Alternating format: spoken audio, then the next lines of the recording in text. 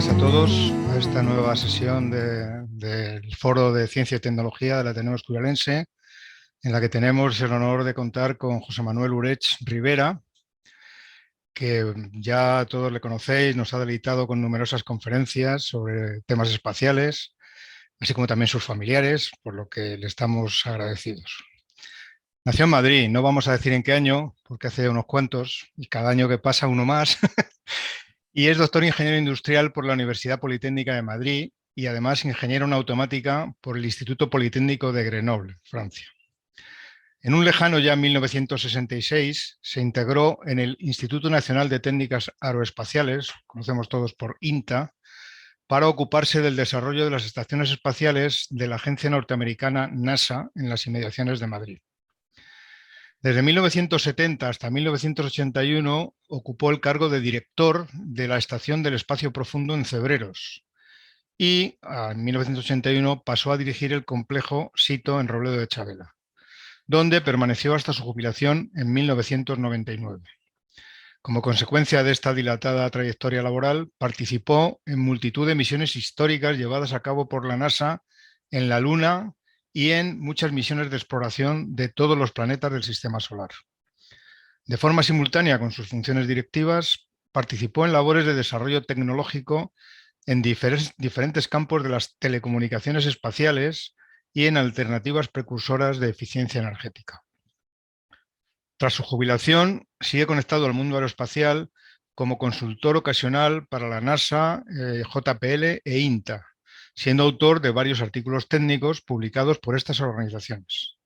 En 2011, y publicado por el INTA tanto en español como en inglés, vio la luz su libro Estaciones de la NASA cerca de Madrid, 45 años de historia de 1963 a 2008. Posee varias condecoraciones de la NASA en reconocimiento a su dilatada labor y la Cruz al Mérito Aeronáutico.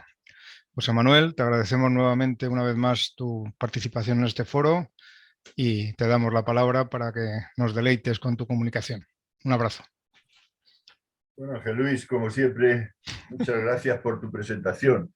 Entonces, bueno, pues en la próxima no hace falta que cuentes nada más que el nombre y adelante, ¿no? Bueno, como habíamos hablado en algún momento, el año pasado pensé que era bueno hablar de cosas de actualidad, no seguiros contando mi historia, que ya está en el libro, y en fin, todo el mundo se lo puede leer y saber un poco mi historia. Pero ahora, pues la NASA, lógicamente, sigue adelante. Y bueno, pues es interesante de vez en cuando comentar algunas noticias que son de actualidad. El año pasado la actualidad era el posado de la nave Perseverance en Marte, que os lo di pues hace un poco más de un año, en febrero del año pasado, 2 días antes justo de posarse en Marte. Y este año pues pensé, pues vamos a seguir hablando de proyectos actuales. De hecho, hace 3 años os di una charla sobre proyectos futuros de la NASA, y parte de esos proyectos futuros pues ya no son futuros, ya son presentes y además de actualidad. Entonces he elegido, como veis, en la primera portada, por decirlo de alguna manera, pues 4. He elegido 4, pero realmente solo vamos a hablar de 2 porque no hay tiempo de más. El primero, como es de actualidad, el Perseverance, ya lo tratamos el año pasado y lógicamente pues lleva ya un año rodando por Marte en búsqueda de muestras de interés, vamos a decir, biológico, astrobiológico, ¿no? Pero bueno, no nos centremos en eso porque ya lo hemos explicado bastante bien el año pasado. Entonces tenemos otras 2 misiones muy actuales, que es la misión DART. La misión DART es la primera misión que patrocina el Departamento de Defensa Planetaria de la NASA. Y bueno, pues de ella hablaremos un poco porque creo que es interesante. Se lanzó en noviembre del año pasado y va camino de estrellarse contra un asteroide para probar a ver si ese sistema vale para en algún futuro peligroso que nos venga de algún asteroide, pues intentar desviarlo, ¿no? Es una misión interesante pensando en protegernos en el futuro. La otra misión que es de mucha actualidad es el gran telescopio que se ha lanzado precisamente el día de Navidad hace unos meses, y es un telescopio súper potente y que si todos habéis conocido el Hubble Space Telescope, que lleva ya 32 años funcionando, y todo lo que ha descubierto del universo, pues este va a ir más allá y luego hablamos de él. Finalmente, es algo que pensé de hablar del proyecto Artemis. Artemis os lo presenté hace 3 años, tenía otro nombre, tenía el nombre de Moon to Mars, es decir, a la Luna para Marte, o sea que el objetivo es volver a la Luna para en algún año futuro pues dar el salto a Marte. El proyecto este va en marcha, tiene mucho futuro y poquita actualidad, pero vamos, es un proyecto que le han puesto el nombre femenino. Artemis es Artemisa, la hermana de Apolo, del dios Apolo, y bueno, pues el que sea nombre femenino está bastante bien visto.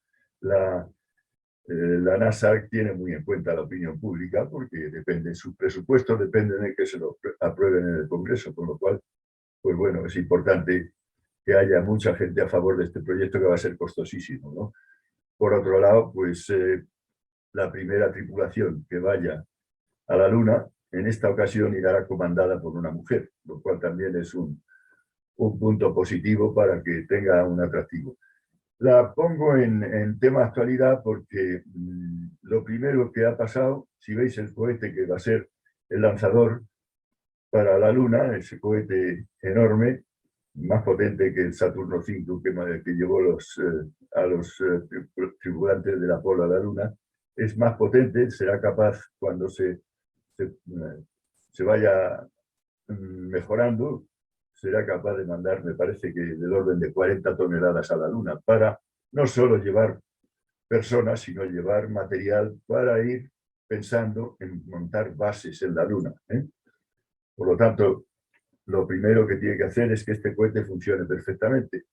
Y la actualidad es que hace unos días se ha hecho precisamente el primer ensayo general de sacar el cohete desde el superhangar, el Vertical Assembly Building, que es un edificio absolutamente impresionante.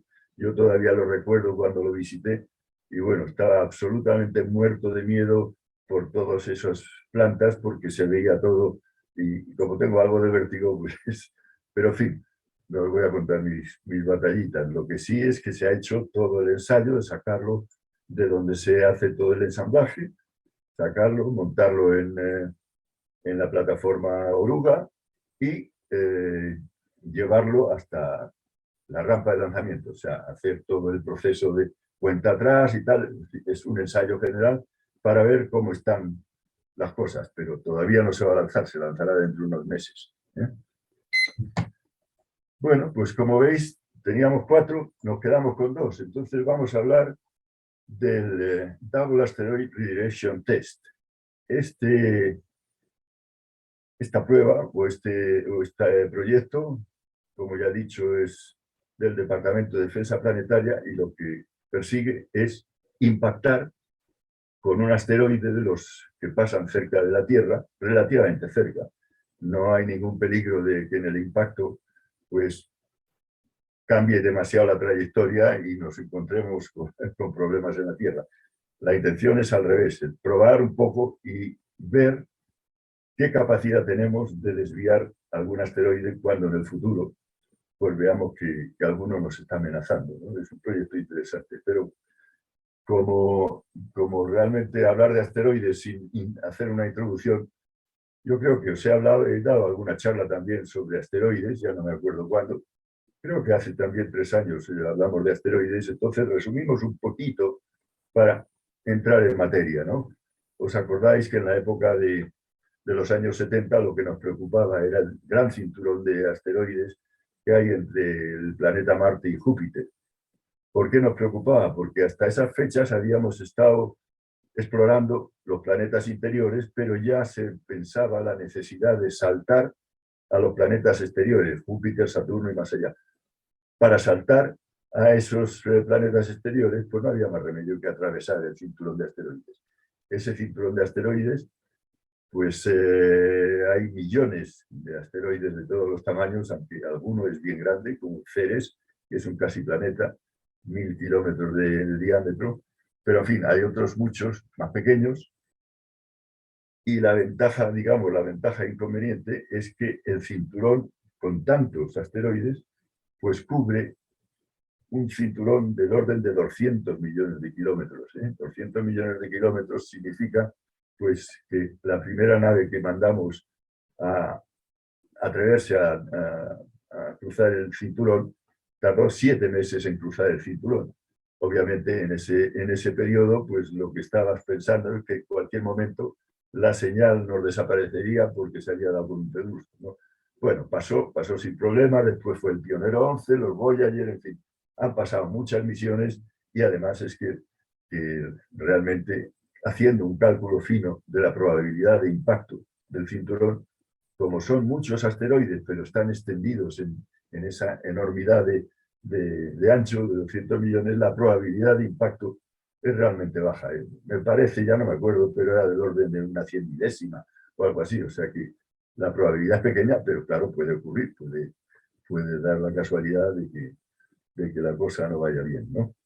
Bueno, esto es lo que nos preocupaba en el 70, pero ya en el 90 empezamos a preocuparnos de los que están cerca de la Tierra. Si veis en el 99 ya se veían, no sé si veis esos puntitos, bueno, 10 años después ya se habían detectado todos los que nos rodea la órbita de la Tierra y en el 18 veis que estamos absolutamente rodeados de asteroides y si encima ponemos el cinturón de asteroides, pues vemos que realmente es una sopa de arroz prácticamente lo que tenemos. Una buena paellera, sí. Pero bueno, pues tenemos muchos asteroides y algunos están cerca de la Tierra. Lo que pasa es que las órbitas en general, es lo bueno de la mecánica celeste, las órbitas son muy estables y entonces no hay tanta preocupación, excepto que esas órbitas, por alguna perturbación, pues cambien y nos puedan preocupar, ¿no? Lo que sí nos preocupa más es, bueno, eso lo puse hace tiempo, en el sentido de que nos rodean, estamos rodeados de asteroides, o sea, eso lo podéis ver perfectamente, ¿no? Sin embargo, esta sí que es interesante, la gran madeja de asteroides potencialmente peligrosos. ¿Por qué llamamos potencialmente peligrosos? Pues porque realmente sus órbitas se cruzan o pasan muy cerca de la Tierra. Hay otras órbitas que están simplemente suficientemente alejadas de la Tierra y no nos preocupan, pero las que cruzan la órbita de la Tierra, pues nos tiene que preocupar. Evidentemente la probabilidad de que al cruzarse esté la Tierra en el punto exacto donde se cruza el asteroide y haya un impacto, pues es pequeña, pero no es nula. Todos esos asteroides, lógicamente hay que tenerlos bien controlados, verlos de vez en cuando para ver que su órbita no cambia y tal, es decir, que es una tarea importante. Para eso es para lo que la NASA montó un departamento curioso, un departamento que ya os hablé en su día, de defensa planetaria. La defensa planetaria, en este departamento, pues se dedican, como os podéis imaginar, a planear y a coordinar todo este tipo de actividades, no solo a nivel de NASA, sino a nivel incluso internacional con otros países, porque en algunas ocasiones lo que se hace son simulaciones para ver cómo respondería la protección civil en general, sabiendo o suponiendo que el impacto va a ser en tal sitio, en tal momento y tal, que es algo que conviene estar preparado, ¿no? Pero aparte de planificar todo esto, pues si veis a la derecha, se dedica a la búsqueda y detección de asteroides para tenerlos controlados.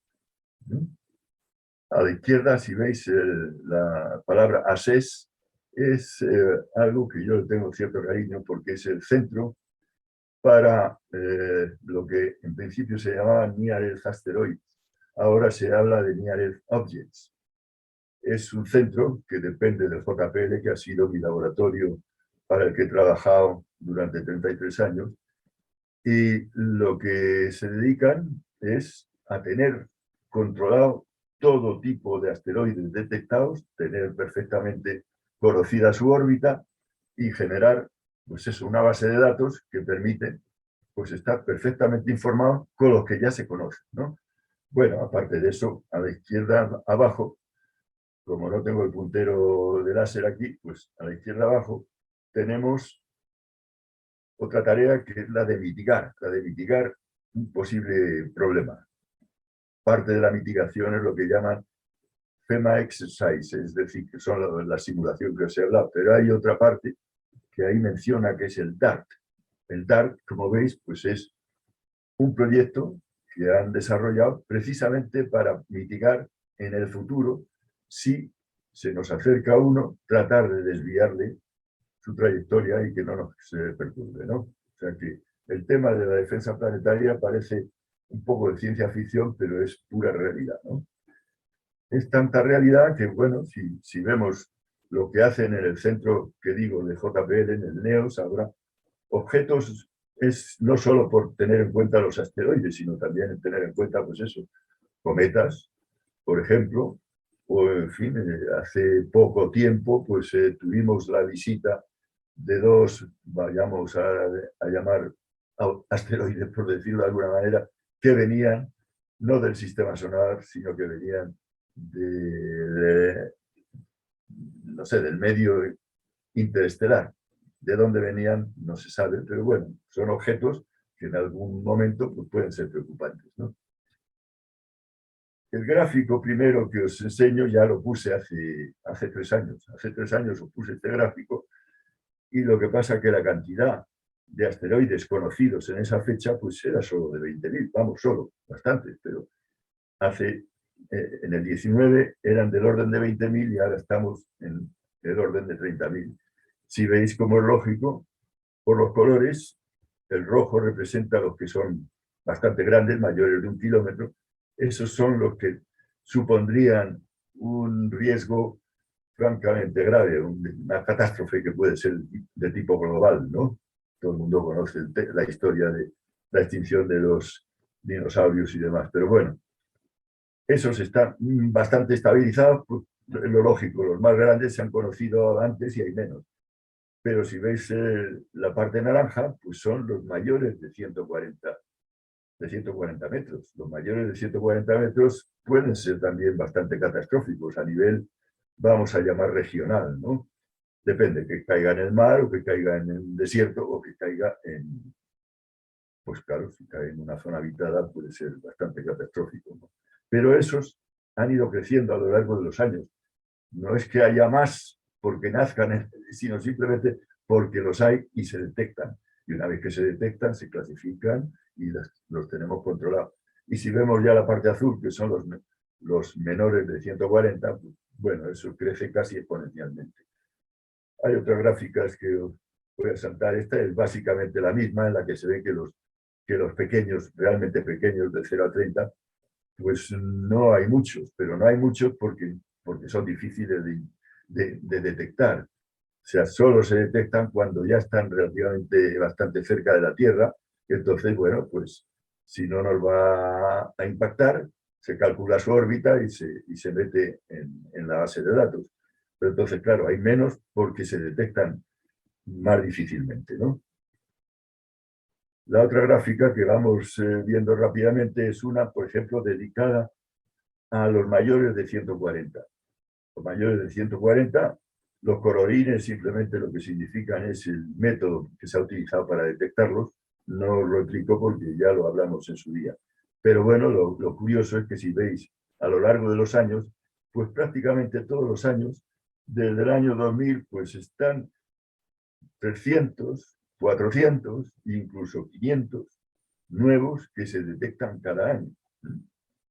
Lo cual quiere decir que, bueno, todos los que tenemos detectados sabemos su órbita, los que no tenemos detectados todavía no sabemos su órbita y hay que seguir mirando los cielos y tratar de ir detectando. Obviamente 140 metros es un tamaño que si está muy lejos de la Tierra, pues no se puede detectar bien. Entonces también van apareciendo a medida que se nos acerca un poco. Bueno, pero con tiempo suficiente. O sea, uno de 140 se detectaría con bastante tiempo por delante, ¿no? Pero si las órbitas a lo mejor son de bastantes años, pues hasta que esa órbita no se acerque un poquito, pues no se detectan. Y esa es la situación.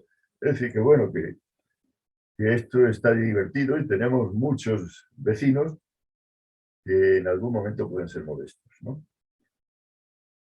Bueno, eso es simplemente una muestra de la base de datos. La base de datos se puede utilizar para muchas cosas. En particular, ya se ha hecho el estudiar todos los que tenemos controlados, ver la posibilidad de aproximación a la Tierra de aquí a 100 años. Es decir, que todos están estudiados para ver cuándo se nos acercará el máximo a la Tierra.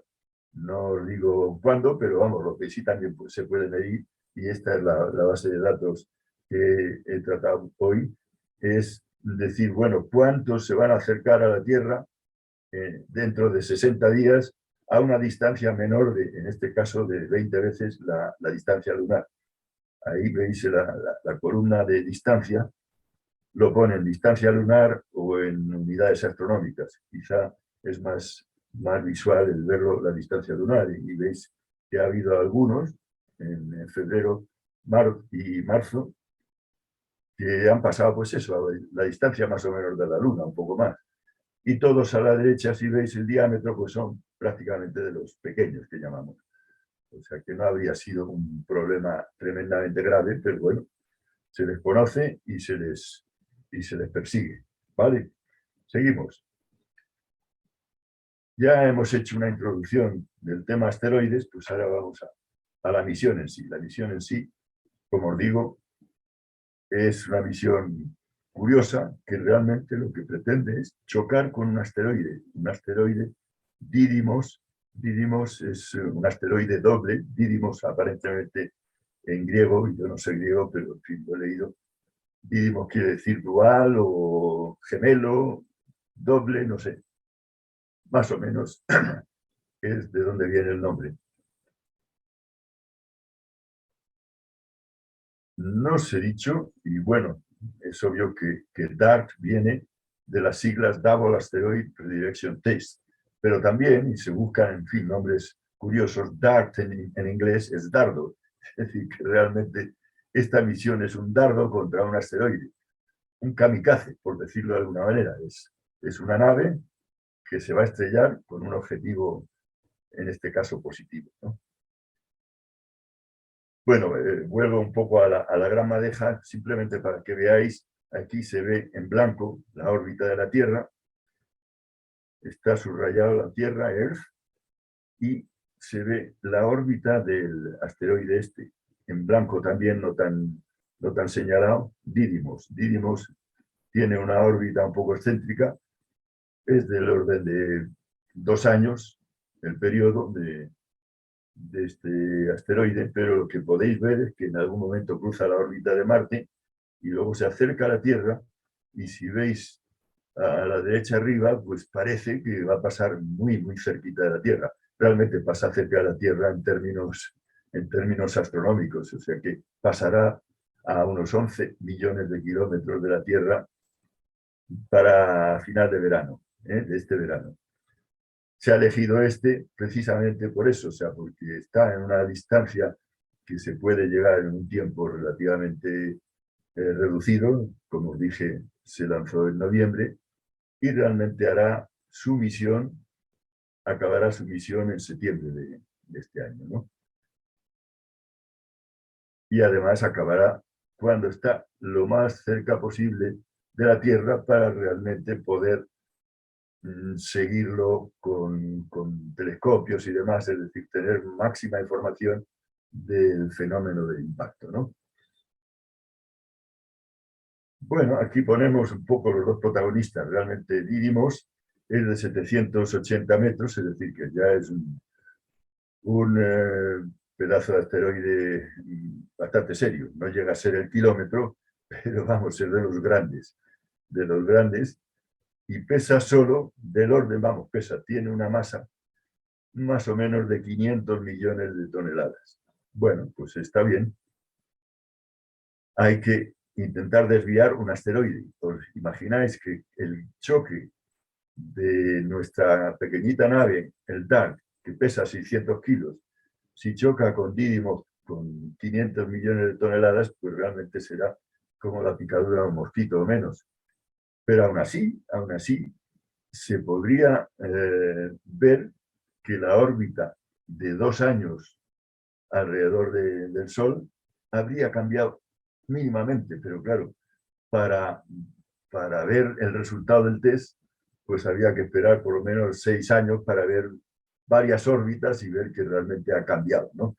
Lo cual pues no es muy sensato. Entonces la NASA no es que tenga mala fe, sino que realmente tiene la gran oportunidad de que al ser dual, el pequeño, dimorfos, el pequeño, entre comillas, 160 metros, pues se puede llamar pequeño en función de lo que es el principal. Y solo pesa 5 millones de toneladas. O sea que es algo que notará el impacto mejor que el grande, ¿no? O sea, el hermano menor le toca sufrir el impacto, pero ¿por qué? Pues porque, como veis, gira alrededor del hermano mayor y gira con una órbita del orden de 12 horas, o sea que tarda 12 horas en dar la vuelta alrededor de su hermano mayor. Entonces, bueno, ahí el impacto, aunque es pequeño también, se notará en que en vez de 12 horas, pues habrá un cambio de unos minutos. Pero claro, esto permite ver unas cuantas órbitas después del impacto y calcular rápidamente pues cómo ha ido la experiencia. Os confieso que el otro día, para ver si estaba muy oxidado o no, se me ocurrió empezar a hacer unos cálculos para ver cuánto variaría la órbita por el impacto de 600 kilos y tal. Bueno, lo calculé y no sé, ya en septiembre veré si he acertado o no. Calculé del orden de 2 minutos, así que bueno, pues una variación de 2 minutos en 12 horas, pues se puede medir bien, ¿no? O sea que es una misión interesante, pero no es fácil pensar que realmente el viaje de DART para llegar hasta allí, pues son del orden de 900 millones de kilómetros. Entonces, llegar y pretender dar en un blanco de 160 metros, pues es un problema relativamente muy difícil. Creo que lo entendéis. O sea, dar al blanco de 160 metros después de ese gran viaje, pues es para nota, ¿no? Bueno, seguimos. Como veis, esta es la nave que es la que evidentemente no lleva ningún tipo de instrumentación científica, porque no va a hacer ninguna experimentación científica. La experimentación que va a hacer es precisamente chocarse y destruirse, con lo cual no tiene sentido que lleve mucha instrumentación científica. Sin embargo, lleva una equipación tecnológica muy interesante, muy curiosa. Como veis, es una especie de cajón, el centro, con 2 alas grandes. La envergadura de punta a punta de las alas son 19 metros, es decir, que parece un pajarraco curioso. Pero lo que sí veis es esa especie de tobera azulita. Esa especie de tobera azulita ya la hablamos, creo que fue el año, no, hace 3 años, creo, cuando hablamos del proyecto Dawn y explicamos cómo era el tema de los motores iónicos. Los motores iónicos, que en aquel entonces lo poníamos así, el Ion Propulsion System, es decir, un sistema de propulsión iónico que realmente a base de electricidad, magnetismo y tal, se consigue que un gas, el gas xenón, que es un gas relativamente pesado, se ionice y los iones positivos luego se aceleran con una serie de electrodos, todo eléctrico como veis, y esa aceleración sale por la tobera y es la que hace el empuje del satélite o de la pequeña nave, ¿no? O sea que es una tecnología interesante. Lo que pasa es que cuando os hablé hace 3 años era una tecnología en prueba, ahora ya es prácticamente un motor iónico, vamos a decir comercial, es decir, que se fabrica. Vale, es una tecnología interesante. Pero insisto en hablar de motor iónico solar eléctrico, porque realmente cualquier motor lo que hace en general es transformar una fuente de energía, la transforma en energía de movimiento. Eso es lo que llamamos normalmente un motor. Entonces, pues hay, claro, motores térmicos, motores de vapor, motores con diésel, en fin, motores que transforman una fuente de energía en movimiento. Los motores eléctricos también es otra forma de... Y este realmente es iónico en el sentido del medio que se utiliza para el impulso, pero el motor es básicamente un motor eléctrico. Es un motor eléctrico que consume electricidad y consigue movimiento. Para conseguir electricidad, ¿qué es lo que hay que hacer? Pues poner unos paneles solares como Dios manda. Entonces esos paneles solares, que como veis son de cierta envergadura, generan del orden de 3 kilovatios y tal. Y bueno, pues podemos utilizar parte de esa energía para impulsar el satélite a su objetivo, ¿no? Bien, es una de las tecnologías que ya es casi comercial, pero es interesante. Lo que sí también os podéis fijar es que eso, la importancia de los paneles. Si veis que son unos paneles grandes, y ahí pongo que son paneles solares rosa. Rosa, está claro, si veis que no es que los pinten de rosa, es que los paneles se llaman rosa por las siglas de Rollout Solar Array, es decir, son unos paneles que son flexibles y al ser flexibles se enrollan como una persiana, es decir, que van enrollados para el lanzamiento, van enrollados, veis en la imagen, los dos rollos, uno a cada lado, y luego cuando está ya en el espacio, pues se desenrollan, se fijan en posición y ya tenemos unos paneles solares bastante importantes, pero que no han abultado mucho para el lanzamiento, ¿no? Es una tecnología interesante. Hay otras tecnologías que son también importantes. Yo estoy hoy hablando, como esto es foro de ciencia y tecnología, pues hoy estoy hablando más de la tecnología de este cacharrito. Y es que volvemos a la imagen anterior y ¿qué es lo que, por lo que voy a hablar de otra tecnología? El DART se va a acercar al asteroide a más de 20.000 kilómetros por hora. Eso es. ¿No? Bueno, ahora sí. Sí, eso es. Es que me bailan los números. La velocidad de más de 20.000 kilómetros por hora. Entonces, hasta que no llega a distancias importantes, pues en tierra se reciben la trayectoria, se puede ir haciendo correcciones para irlo tal, pero claro, la fase final, imaginaros que va a 20.000 kilómetros por hora y en 10 horas, pues realmente va a recorrer 200.000 kilómetros. Es decir, que a 10 horas antes del impacto está a una distancia bastante significativa, 200.000 kilómetros. Y son solo 10 horas, es decir, que ya el centro de control es imposible que haga ningún tipo de corrección. O sea que va como se ha apuntado anteriormente, pero no se puede ya reaccionar. En 10 horas hace falta un sistema que realmente lo lleve al objetivo sin necesidad de que el centro de control haga nada. No podría hacer nada, ¿no? Con lo cual tenemos dos sistemas sofisticados nuevos, el Draco y el Smart. El Draco, bueno, son las siglas también, que no tiene interés el hablar de las siglas. Pero bien, Draco lo que es un sistema óptico de alta precisión que va generando imágenes para, apuntando a su objetivo, pues ver qué tal va.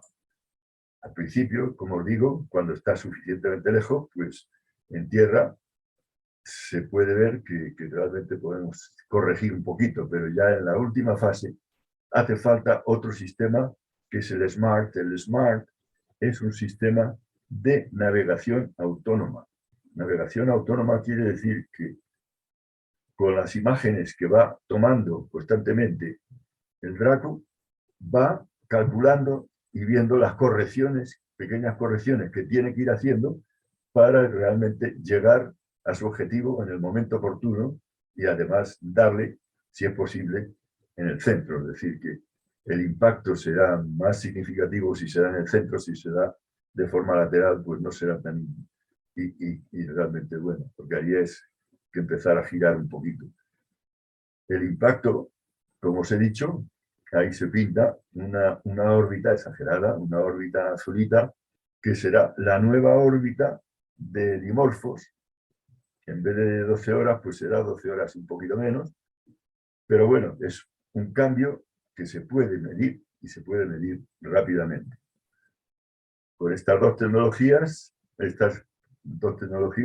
el proceso final, pues esperemos que funcione bien. Aparte de eso, hay otra tecnología muy simpática que veis a la derecha. A la derecha hay un pequeño cacharrito que se llama Licia Q. Licia viene de Light Italian Qubit. Bueno, es un pequeño satélite cúbico generado por los italianos. Los satélites cúbicos también os hablé, yo creo que cuando hablábamos del futuro. Es una tecnología que utiliza cubos ya más o menos estándar del tamaño de los cubos de Rubik, un poco más grandes, de 10 por 10. Entonces, a base de cubos estándar, se puede fabricar, por decirlo de alguna manera, un satélite en función de las necesidades. Pues puede llevar una cámara, o puede llevar un panelito solar, o puede llevar... Entonces se montan varios cubos juntos y ya tenemos un satélite. Entonces, lo que irá es acoplado a la nave DART, acoplado durante el largo viaje, pero 22 días, creo que son 22 días antes del impacto, lo soltará, lo apartará un poco, evidentemente, porque si él va a chocar, lo que no tendría interés es que el Licia choque también. El Licia, su objetivo es ir más o menos a una distancia prudencial, de tal manera que pueda ir tomando imágenes de todo el proceso de impacto. Y así pues tendremos en tierra un poco pues la parte visual para entender un poco cómo ha sido el impacto.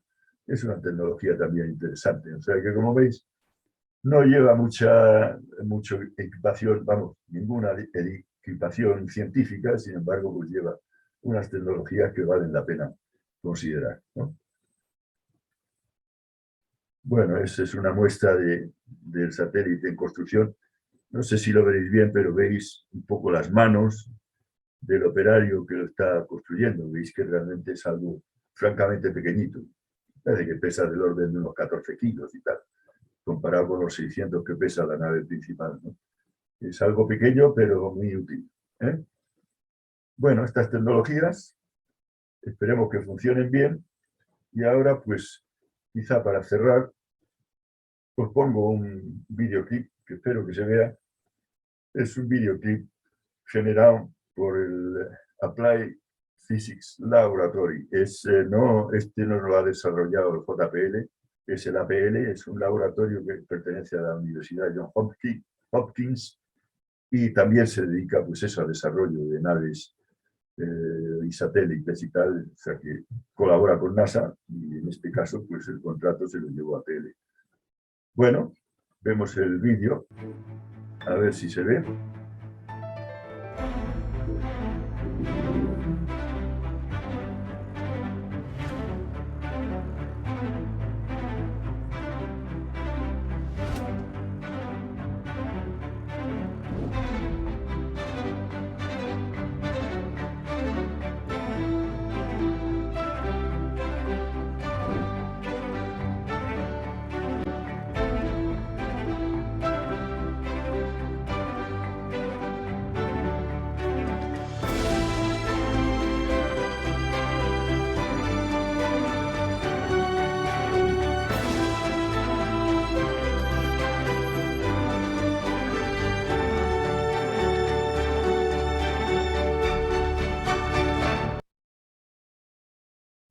Bueno, evidentemente con el choque se acaba la experiencia.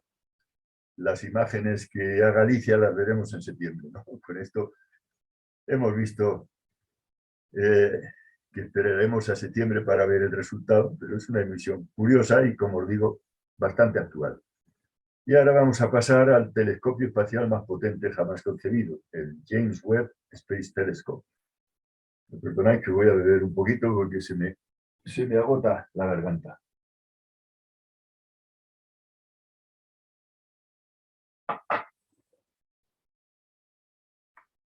Bueno, igualmente,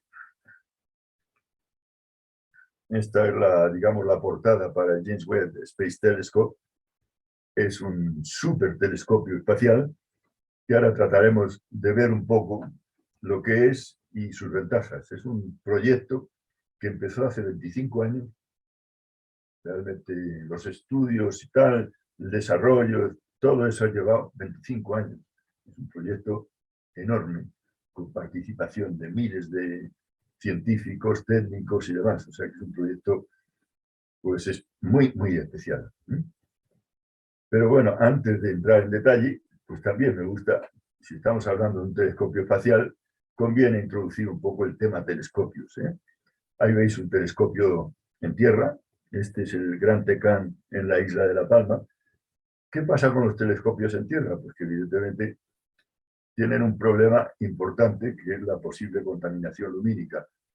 Por eso se ponen muy lejos de ciudades, de zona urbana, y además tratando de buscar picos suficientemente altos para tener la atmósfera lo más limpia posible.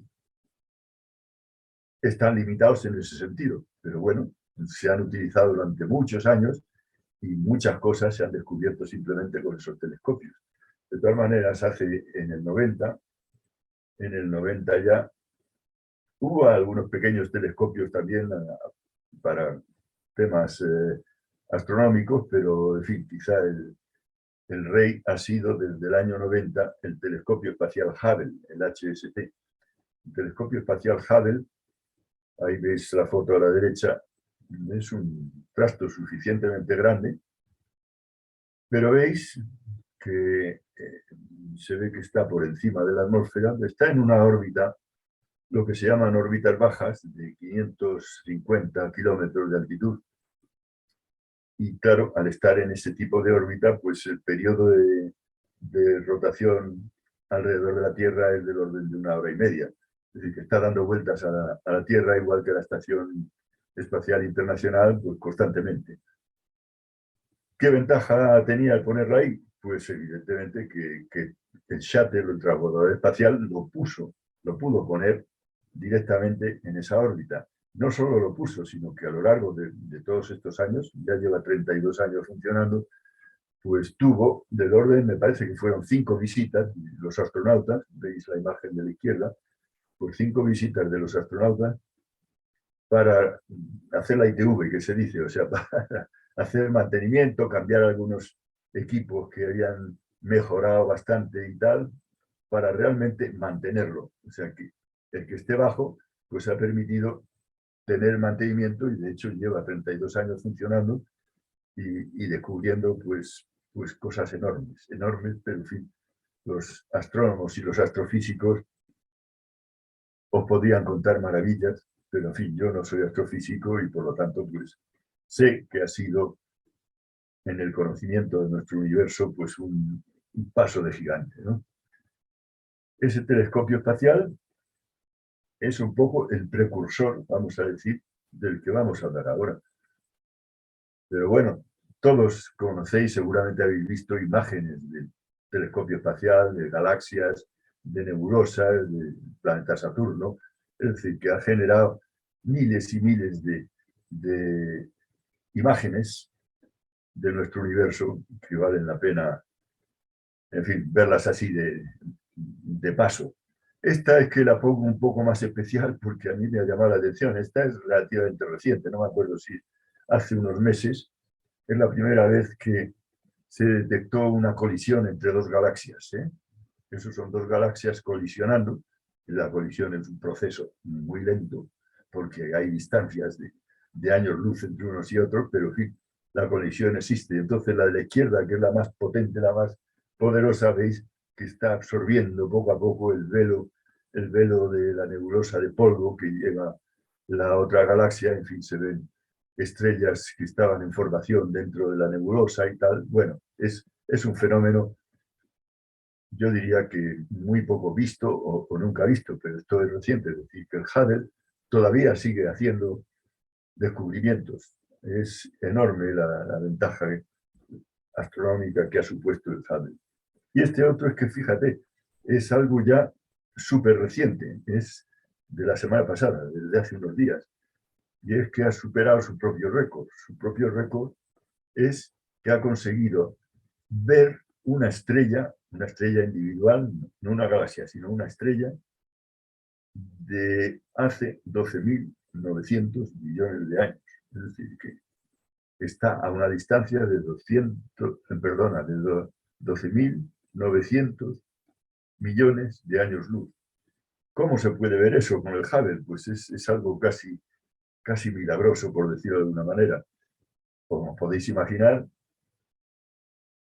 una estrella sola a una distancia tan enorme es imposible verla. Es imposible verla.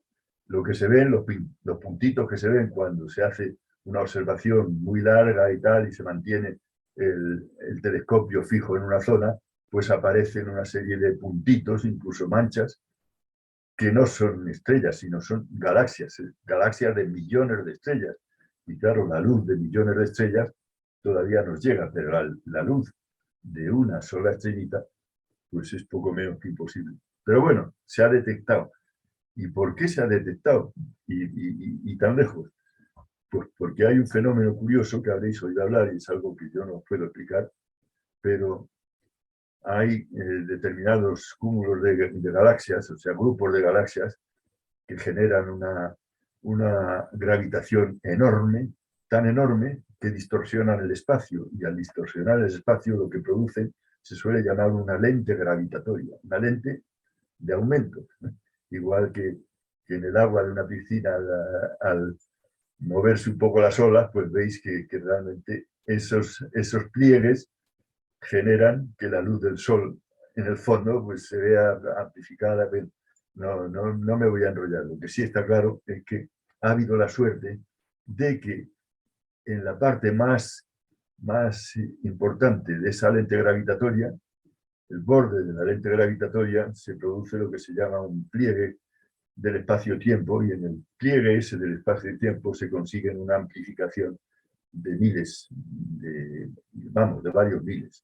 Entonces, al amplificar, es una estrella, ya se ha determinado una estrella del orden de 50 veces el Sol, es decir, es una estrella potente, que tiene un brillo del orden de 1.000.000 de veces nuestro Sol. Es decir, que en sí es potente, pero al estar tan lejos no se podía ver. Sin embargo, ha coincidido con el pliegue, que os digo, gravitacional, y entonces la ampliación hace que se haya podido ver. O sea, que de hecho es un récord que ha conseguido el Hubble antes de que, una vez lanzado el James Webb. Ya veremos el James Webb qué es lo que consigue una vez que esté en funcionamiento, ¿no? A mí me ha parecido muy interesante la noticia, y ahora sí, ahora ya nos metemos un poco de verdad en el Hubble. Hemos introducido el tema en plan de telescopios, y bueno, pues vaya, los titulares no se ven, claro, no pensé yo en eso. Supongo que os pasa lo mismo que a mí, o sea que realmente lo de la pantalla tapa los títulos. Pero bueno, es el gran telescopio James Webb. Este es un poco un símbolo del telescopio, porque representa el gran espejo que tiene, que está constituido, es un gran espejo constituido por un total 18 espejitos más pequeños, hexagonales, y forman realmente pues un hexágono grande, que será el espejo que funciona en este telescopio. Vamos a ver las diferentes, bueno, vamos a llamar las ventajas. No es que sustituya al Hubble, el Hubble va a seguir, mientras que esté en condiciones, va a seguir funcionando. Entonces realmente lo que va es a colaborar o a aumentar las posibilidades del Hubble, pero no descartamos de momento al Hubble, que bueno, tiene, como veis ahí en ese esquema, pues un espejo del orden de 2,4 metros, es decir, es un buen espejo. La potencia de un telescopio evidentemente está muy relacionado con el tamaño del espejo. Cuanto más grande, puede coger más luz, por llamarlo de alguna manera. Entonces, pues la potencia del telescopio permite ver cosas más lejanas o más o menos luminosas, ¿no? Entonces, el tamaño es fundamental en este caso. ¿Qué pasa con el espejo principal de James Webb? Pues que se consigue, con varios espejitos, se consigue un espejo del orden de 6,5 metros. Total, que es un espejo bastante más mayor. El área de captura es del orden de 7 veces mayor que el Hubble y por lo tanto, pues ya solo por eso tiene más potencia de, pues eso, de captación de imágenes lejanas, ¿no?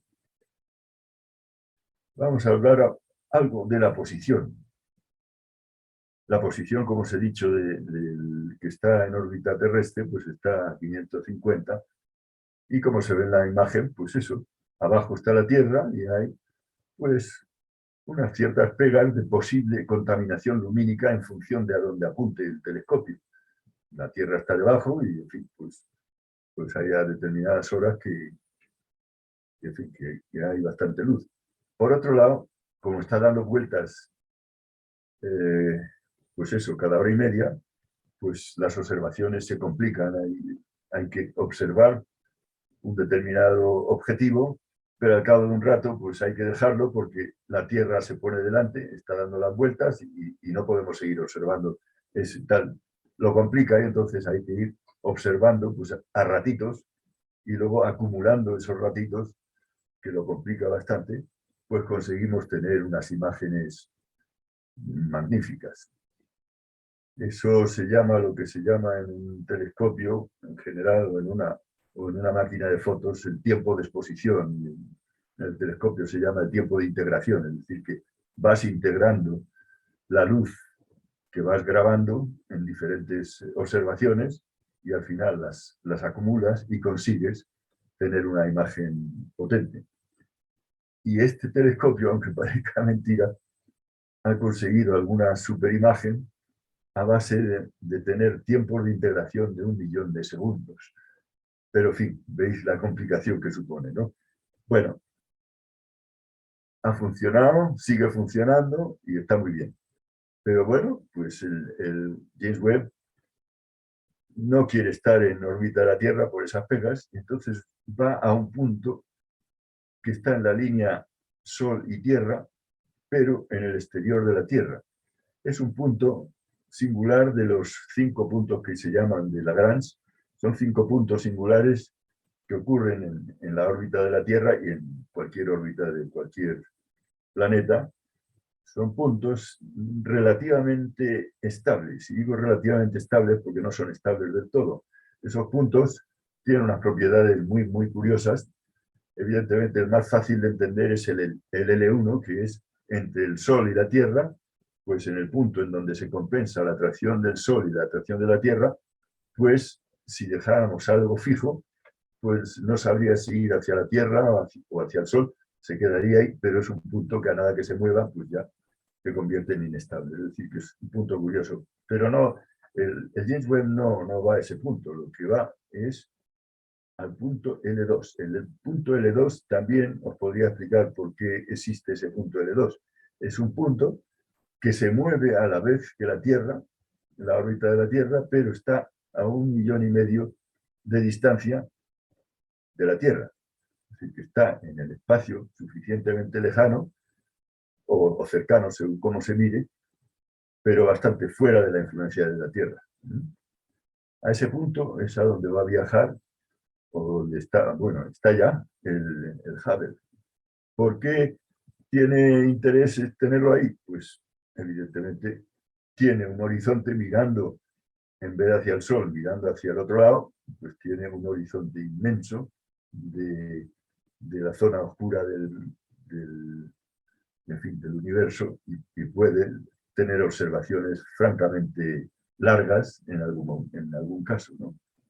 Bueno, es interesante por eso comparar qué ventajas e inconvenientes supone el tamaño y la posición. Pero hay algo también importante desde el punto de vista técnico, que es el que mira el Hubble y el que mira el James Webb. veis el espectro electromagnético va pues desde los rayos gamma, que son los de altísima frecuencia o longitud de onda muy pequeña, hasta las ondas radio. Entonces, bueno, el Hubble fundamentalmente, el que veis a la izquierda, lo que observa es en el espectro visible. El espectro visible, aunque está expandido ahí, realmente ocupa muy poco aparte de todo el espectro electromagnético. Pero bueno, es el que más nos gusta porque lo vemos con nuestros ojos. Y en este caso, pues el Hubble lo ve con sus ojos, pero además Hubble tiene también la posibilidad de ver el visible y un poco a la izquierda ver algo de ultravioleta y un poco a la derecha ver también parte del infrarrojo. El infrarrojo es interesante por lo que os voy a decir. En cualquier telescopio óptico, incluido el Hubble, pues la preocupación es la contaminación lumínica, vamos, llamamos contaminación, o que le llegue algo de luz y por lo tanto, pues las imágenes que quiera tratar serían malas. Interesa que realmente haya la oscuridad más absoluta para conseguir magníficas imágenes. ¿Y qué pasa con el James Webb? Pues que realmente va a funcionar básicamente en el infrarrojo. El infrarrojo lo llamaría, en fin, térmico. Funciona en el infrarrojo, aunque coge un poquito de la parte visible en el extremo, pero funciona en el infrarrojo. Y el infrarrojo, ¿cuál es la pega? No la contaminación lumínica, porque no va a estar, sino es la contaminación que llamaríamos térmica. Es decir, el infrarrojo es una radiación térmica. Entonces, si queremos observar objetos térmicamente muy débiles y todo el aparato de observación está a una temperatura alta, pues no veremos casi nada o muy poco, ¿no? Entonces, ¿qué es lo que interesa? Evitar la, llamémosle, contaminación térmica, es decir, el efecto térmico en toda la instrumentación, pues sería, vamos, no catastrófico, pero complicado. Veis a la derecha otro telescopio pequeño, digamos, es otro que ha estado funcionando también unos cuantos años, ha habido varios de infrarrojos, el Spitzer y otros, lo que hacen para mantenerse fríos, porque hace falta que toda la instrumentación y el espejo esté frío, lo que llevaban era helio líquido que poco a poco se iba gastando, manteniendo frío toda la parte de instrumentación que interesa, y al cabo de un tiempo pues se agota el helio líquido y en fin, deja de funcionar a la perfección. El Hubble no lleva el helio líquido, pero tiene un sistema que ahora hablaremos que permite estar francamente frío, y eso es importante, es muy importante. Bueno, quizá siguiendo comparaciones, pues os pongo una comparación interesante en función de la longitud de onda, es decir, que la imagen de la izquierda es una imagen del Hubble en el visible, que se dice, es decir, en luz visible. Como veis, es una gran nebulosa y tal, con estrellas, todo está cubierto como una especie de nubes de polvo y tal, pero la imagen de la derecha es en infrarrojo y es exactamente el mismo sitio, veis la correspondencia de algunas de las estrellas. ¿Y cuál es la ventaja del infrarrojo, de la radiación térmica? Que la visible, realmente las nubes de polvo son muy opacas para la luz visible, sin embargo, son casi transparentes para la radiación infrarroja, ¿no? Esa es una gran ventaja. El James Webb va a observar fundamentalmente en el infrarrojo, con lo cual las nubes pues no le van a preocupar excesivamente. Aparte de eso hay otra cosa importante, y es que realmente si veis la cantidad de puntitos y estrellitas que se ven, algunas seguramente son galaxias, es que las estrellas en general tienen un fenómeno que se llama el redshift, el corrimiento hacia el rojo. Es decir, que cuanto más lejos están, la velocidad de expansión del universo con respecto a nosotros es mayor, entonces hay un fenómeno de efecto Doppler y fenómenos relativistas que no yo no llego a alcanzar, pero bueno, son fenómenos que hacen que se produzca lo que se llama el corrimiento hacia el rojo, es decir, que aunque estén emitiendo, vamos a decir, luz blanca, la luz que recibimos nosotros ya está un poco hacia la derecha, es decir, hacia el infrarrojo. Entonces, claro, el observar el infrarrojo nos permite ver objetos mucho más alejados, ¿no? Verlos en su color. Si veis, es curioso, entre la imagen de la izquierda y la derecha, arriba hay una estrella rojiza y muy brillante, que en la imagen de la izquierda está tapada por una nube y no se ve. Bueno, el infrarrojo en ese sentido es más útil. ¿Y por qué os he hablado del redshift? Pues porque realmente se produce lo que se llama eso, el corrimiento hacia el rojo. ¿Eso qué significa? Y os pongo este esquema. Ese es un espectro. ¿Sabéis lo que es un espectro? O lo habréis oído. Es un espectro arriba de la luz del sol en que se ven unas rayas negras. Las rayas negras están identificadas con respecto a una serie de componentes químicos que contiene el sol en el exterior. La de abajo es de una estrella muy parecida al sol, pero mucho más lejana. Y entonces, ¿qué ocurre? Que realmente veis que es muy parecida al sol en cuanto a su composición, porque las rayas se mantienen más o menos las mismas, solo que desplazadas hacia el rojo. Eso es lo que se llama el redshift. El redshift es un fenómeno curioso, pero sirve, en cierto modo, para midiendo ese desplazamiento hacia el rojo, saber a la distancia que está de nosotros. Lo que está claro es que las que están muy lejanas se verán prácticamente rojizas. Bien, yo creo que esto era interesante, que lo conocierais, pero bueno, vamos a ver qué es lo que os cuento yo ahora. Y es que está tapado el título. Bueno, esa es la posición en donde os dije que se iba a colocar el James Webb, en el punto L2. El punto L2 a 1,5 millones de kilómetros de la Tierra. Y vamos a, antes de poner eso, ¿cuál es, que no lo he dicho, que el James Webb necesita estar muy frío? Todos los que funcionan en infrarrojos necesitan estar muy fríos, no solo el espejo, sino toda la instrumentación científica. Cuanto más fríos estén, más sensibilidad tendrán para observar el infrarrojo. Entonces, aunque lo pongamos en el L2 pues está, si quieres, como es la línea Sol-Tierra, estaría un poco a la sombra de la Tierra, pero la Tierra también emite radiación térmica, es decir, que no es una buena elección quedarse en el punto L2. Entonces, el James Webb lo que se va es a poner en órbita alrededor del punto L2. Pero lo que es algo importantísimo en este proyecto, y que ha costado conseguirlo, es hacer una especie de parasol, un parasol o un escudo térmico, por decirlo de alguna manera, que veis ahí la gente alrededor, tiene el tamaño de una pista de tenis, es decir, que es un escudo térmico importante hecho con 5 láminas de Kapton. Kapton es un material plástico súper resistente y es además metalizado, con lo cual lo que es un buen aislante térmico. Y entonces con esas 5 capas se consigue que la radiación del Sol se atenúe del orden de 1 millón de veces.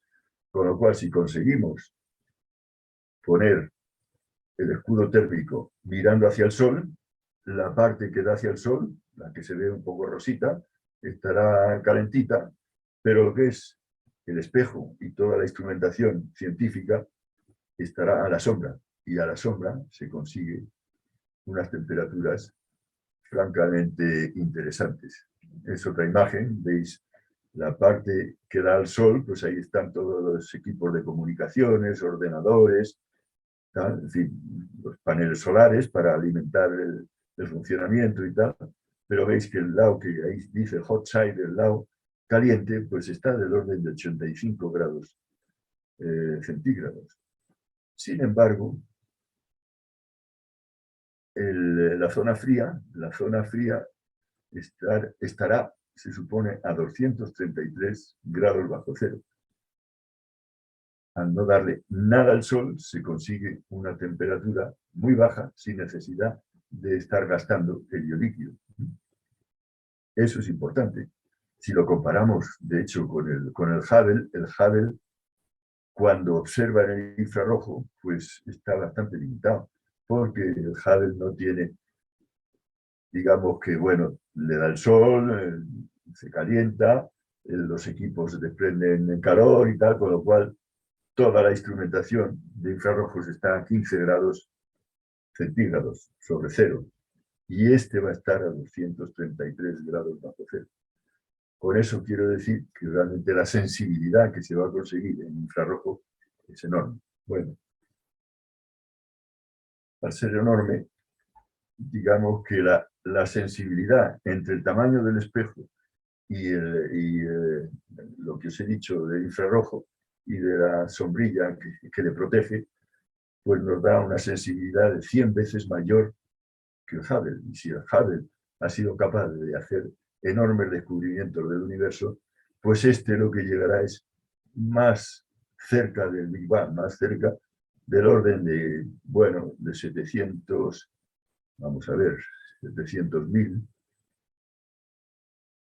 vamos a ver, sí, 700, bueno, ahora me 7, bueno, casi 1.000 millones de años luz más cerca. No llega a 1.000 millones, son 700. Bien, al llegar más cerca, lo que será es capaz de ver lo nunca visto, de ver el periodo en el que aparecieron las primeras estrellas, se crearon el nacimiento de las primeras galaxias. Eso para el conocimiento y confirmación de cómo ha sido la evolución del universo, pues es importante, ¿eh? Vamos, será importantísimo, pero bueno, es una gran ventaja.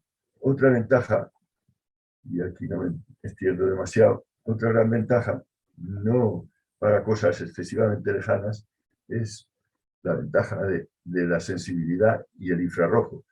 Entonces sabéis, y eso ya es de dominio público, aunque empezó hace unos años, ya se han descubierto del orden de 5.000 planetas dentro de nuestra galaxia, en estrellas de nuestra galaxia. Esos 5.000 planetas, se sabe algo de ellos, pero la información directa es muy escasa. Es muy escasa, sin embargo, este sistema planetario, el TRAPPIST-1, lo descubrió el Spitzer. El Spitzer era de infrarrojos, entonces como la estrella a la que pertenece este sistema planetario es una estrella de tipo que llaman enar marrón, es decir, de poca luminosidad, pues con el Spitzer se vio bien y se vieron una serie de planetas de tipo, si veis, más o menos parecido al tamaño de la Tierra, un poco más, un poco menos, pero del tamaño de la Tierra, y algunos están en lo que se llama la zona de habitabilidad. Estos y otros muchos serán observados por el James Webb, tratando de conseguir información sobre las posibles atmósferas. Entonces, se podrá hacer espectrografía atmosférica y, bueno, pues seguramente se podrá encontrar alguno pues, que hasta tenga oxígeno o tenga, bueno, a lo mejor pues, metano, CO2, en fin. Será interesante no solo conocer que existen, sino además saber que están en una zona de habitabilidad y qué tipo de atmósfera tienen. No es que vayamos a ir dentro de 2 días, pero bueno, es bueno conocerlo, ¿no? O sea que el Hubble va a ser francamente positivo. Como ya voy un poco justo de tiempo, obviamente han sido 25 años de desarrollo, pero no voy a contar nada del desarrollo porque no tendríamos tiempo, porque sí, como estamos centrados en la actualidad, pues me pongo a hablar un poco de la parte final, que es la que es, de hecho, de actualidad. Si veis aquí es cuando ya han acabado de construir el espejo, toda la parte del espejo. Si veis alguno a lo mejor dice, bueno, ¿cómo se les ha ocurrido a la NASA pintarlo de amarillo? No es que esté pintado de amarillo, es que es, como diría yo, bañado en oro. Es decir, que todos los espejitos tienen un baño de oro que lo hace con ese color, y el oro no es capricho, simplemente el oro sabéis que, bueno, pues aguanta todo lo que pueda aguantar de condiciones difíciles, pero lo fundamental en este caso es que el oro es el mejor reflector de radiación infrarroja que se conoce, con lo cual pues, es otra mejora más de tener un espejo, especialmente un espejo dorado, especialmente orientado a la radiación infrarroja, ¿no? Bueno, una vez montado, evidentemente había que hacer algo para que entrara dentro de un cohete. Entonces, pues lo que se hizo al construir es que las dos alas laterales se pliegan y al final forman pues, una especie de trasto que se puede enchufar, por decirlo de alguna manera, en el morro de un cohete. Como veis, esta fase es algo reciente. Bueno, se empaquetó, se metió en una especie de cofre enorme para poderlo trasladar. Hubo que trasladarlo por tierra, mar y aire. Este avión nos lo diría muy bien Ángel, qué tipo de avión es. Yo no soy especialista, pero vamos, ha ido por aire, fue por aire a California, de California cogió un barquito ferry que, pasando por el canal de Panamá, pues se presentó en la Guayana Francesa. Y diréis, qué curioso, en la Guayana Francesa. Sí, es que es un proyecto de cooperación entre NASA, la Agencia Europea y la Agencia Canadiense. Y la Agencia Europea, uno de los compromisos que tenía en la cooperación es realizar el lanzamiento desde su base en la Guayana Francesa, en Kourou. O sea, que llegó a Kourou, se lo llevó el camión al centro de lanzamiento de la Agencia Espacial Europea. No, ese no es el cohete que lo iba a lanzar, es realmente una maqueta para dar la bienvenida a los visitantes. Pero sí, pero llegó, entró en los hangares para hacer los últimos retoques, está perfectamente ya preparado para meterlo dentro del morro del cohete que lo va a lanzar, un Ariane 5. Se metió en el cohete, en el morro. Si veis aquí en estos esquemas, se ve claramente cómo está todo plegadito dentro. Es algo que obviamente para el viaje tiene que ir así, pero luego para funcionar hay que hacer todo el proceso de desplegarlo. Pero bueno, está todo muy pensado y muy vamos, que va a funcionar.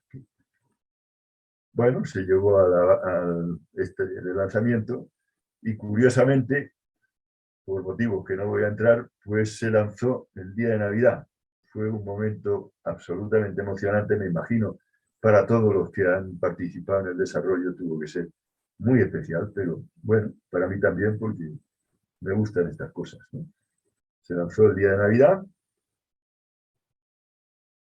un lanzamiento perfecto, solo que en francés. O sea, no decían 3, 2, 1, sino decían 3, 2, 1. Muy curioso, pero bueno, inició su viaje, como veis, hacia el punto que os he hablado, el punto L2.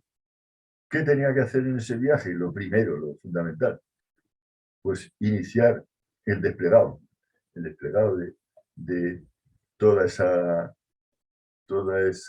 sombrilla, las 5 capas y tal, desplegado de las 5 capas, es decir, es abrir las velas, diríamos, porque el Kapton es un material parecido a una vela. Pero bueno, lo primero, desplegar las velas para evitar la influencia del sol en toda la parte importante del equipo. Una vez desplegado, se abre el espejo y ya lo tenemos siguiendo su viaje al L2, pero ya preparado para ponerse en la posición que os he dicho, dando la cara caliente al sol y la cara fría siempre en contra del sol y con el parasol delante, ¿no? Con lo cual se consigue, como digo, temperaturas muy bajas, de 233 grados bajo cero.